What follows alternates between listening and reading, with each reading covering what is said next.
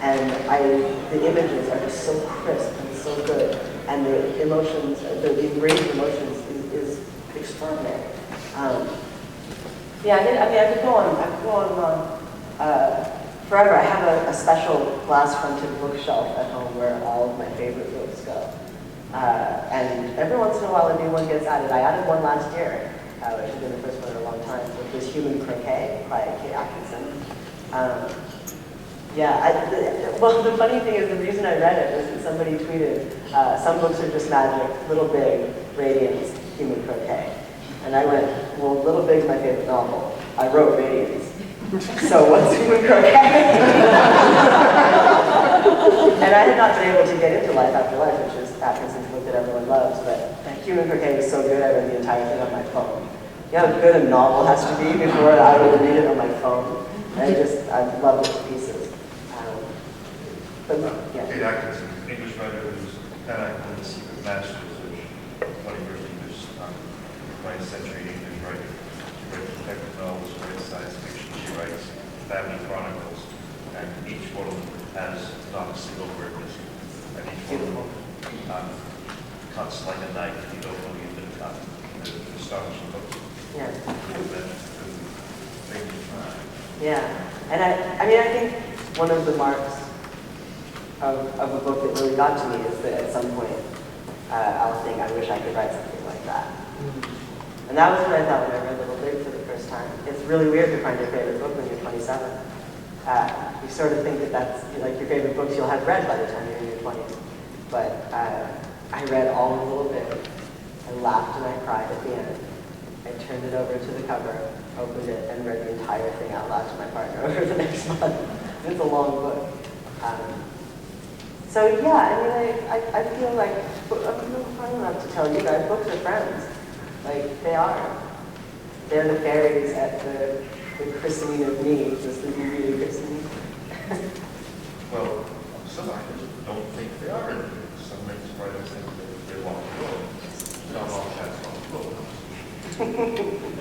I can't even, we are nothing but influenced as creatures. I think the idea of the lone artist is a sort of pernicious lie, actually. While the act of physically writing is a lonely one, to me, everything else involved in writing is communal.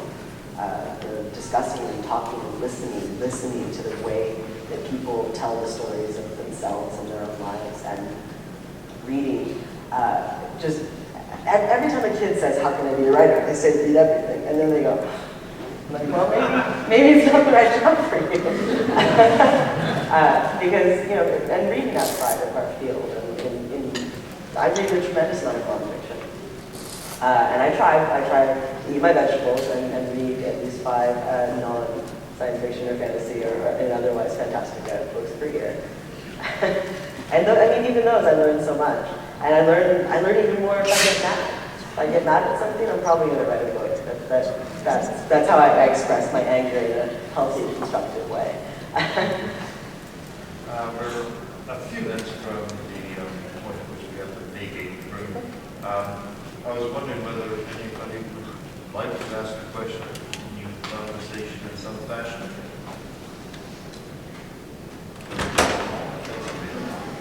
It's very awkward. Maybe there's a story to it, but I was wondering about Nicholson Baker's House of Holes. It seemed really parallel to your palimpsest book. I was wondering if that's a case, or if there are other cases besides fan fiction where people have done something derivative of your work, and you were talking about writing through this kind of communal experience. Are there examples of something that you could point to without saying that person was borrowing from me, but like there's a connection of influence here, not only from the people that you read and love, but maybe people that love and read you? So I don't know the book that you're mentioning, but I'll definitely check it out. As far as derivative works, some of you may know S.J. Tucker. Who knows S.J. Tucker? So she's a wonderful singer-songwriter who's done a number of albums based on my books, 4 of them. And I was a huge fan of hers before we ever met, and we met at a convention, we met at Readercon. Really, honestly, like most people that I love most, I met at conventions somehow. But we met, and it was one of those things where in 10 minutes we were sisters for life. And she ended up doing these incredible albums inspired by Clute or Stiles Volume Palimpsest and Fairyland. And for a while there, I felt like I didn't really understand my own book until I heard what SJ had made of it. And I didn't tell her. It was whatever bit that she was inspired by that she wrote something about. And it's always been a really magical collaboration. As far as people being inspired by me, I mean, I only know what people tell me. You know, I've had many people like sew things and build things and make things that were inspired by, as far as writers go. I hope that I occasionally inspire my students. I'm not really sure who out there would say that I was an inspiration to them, but hopefully somebody. Yeah. How about you with your I'm hand sorry. up? What has Maine meant to you? So I moved to, yeah, it is Seattle-East, though. It is Seattle-East with way more snow. Yeah, so I was the kind of little kid who like had a map under her bed where she would just decide the places she was going to live that wasn't here, anywhere but here, where is not here. And it was the furthest point on the map of America from where I grew up in Seattle. And I also, as I said, was reading Stephen King books when I was 9. I really loved blueberries. And so I had this weird idea that Maine was where they kept the magic in America. Because you know, that's where it was with Stephen King's books, and Stephen King, when I was 9, as far as I was concerned, wrote the best books. And so I've lived all over the world, and more than a couple years ago now, 8 years ago, I was living in Cleveland, which, you know, Cleveland's lovely. It's not my, I'm not really a Midwestern girl. I didn't really want to live there anymore. And I was working full-time as a writer, and my partner was telecommuting, so we knew we could live anywhere, really. So I said I want 4 seasons and snow and the ocean, so that meant New England. So we ended up being able to move to Maine, which was a dream come true for me. And I think I live on a small island in Maine. And I think that the thing that has taught me most is what living in a village is like. I'd never lived in something you could call a village. I've lived in suburbs, I've lived in cities. But boy, the island is a village. It's a medieval village without the like systemic sexism and like plague. Mostly. and that comes with the good and the bad. You know, I've traded eggs for light. I've traded a dozen eggs for being able to use someone's patch of light to grow tomatoes because I live too deep in the forest to get good light. I've walked down to a woman's house to help her pick her grapes. All of these wonderful things can happen, but all the same parochial attitudes, and everyone knows each other's business. And I think that you can see in my writing after moving to Maine, the sense of these villages and tight-knit groups really comes into it in a huge way. And the movement of the seasons, you know, we really only, I grew up in California and Seattle, we've only got the 2. So 4 seasons was a real revelation to me. It makes the time flow more gently. And I always feel like I really earned the spring by the time it comes. But yeah, Maine's been an amazing place for me. It's the longest I've lived anywhere in my life, 7.5 years. So it's definitely part of me now. It takes a village. When most writers, and I think readers who have read, have either general or a very strong idea of the plot structure as they're writing it. You either write it down or it's just in their head. And that guides them. But at some point, for myself and for others, characters do stuff as you're writing it. That surprise you. Is that an experience that you had?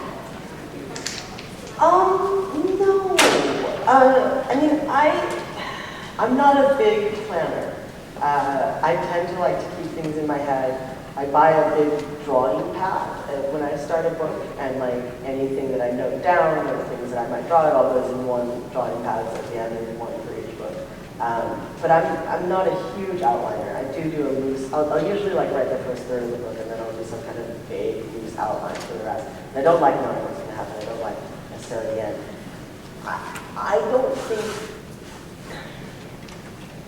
I don't necessarily think of my characters as separate people in my head. Like, they do what I tell them to do, but But if it's the wrong thing, I will feel it like a broken bone. Like I will know something's wrong, and I have to go back and fix that. But toward the end, then they feel like they're other people that I have loved and lived with, and who are separate from me as I'm finishing it, because they are separating from me. They're going out into the world, like kids graduating from high school, and I love them, and I will always care for them, but I can no longer control what happens to them. And then I have such incredible attachment. But then all the things have happened to them, and that's part of why they feel complete and separate at the end, because I have finished the process of fleshing them out and making them three-dimensional and giving them their lives. But in the process, they're very, early Galatea, not late Galatea.